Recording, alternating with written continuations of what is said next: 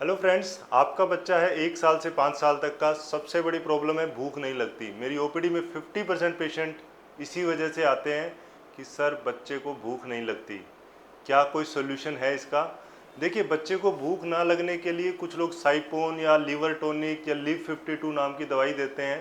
But अगर आपके बच्चे को भूख नहीं लग रही है, हम उसको सिस्टेमेटिकली कैसे अप्रोच करते हैं।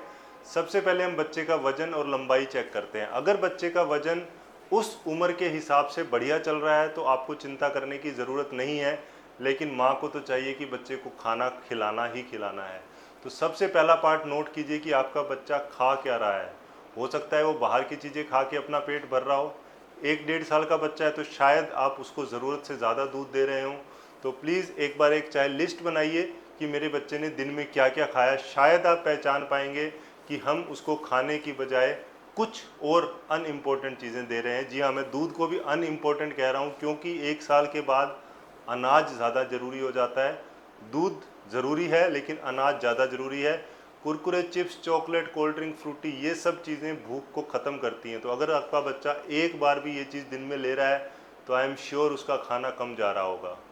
इसके अलावा भूख बढ़ाने के लिए जो चीज़ें हैं, कौन कौन सी बीमारियां हैं जिसमें भूख कम हो जाती है। सबसे कॉमन है कॉन्स्टिपेशन। जी हाँ, अगर आपका बच्चा दिन में 2 या 3-4 दिन में पोटी कर रहा है और सख्त पोटी कर रहा है तो शायद उसका पेट अच्छे से साफ़ नहीं हो रहा है, जिसकी वजह से उसको कब्जी की वजह से भूख नहीं लग रही है।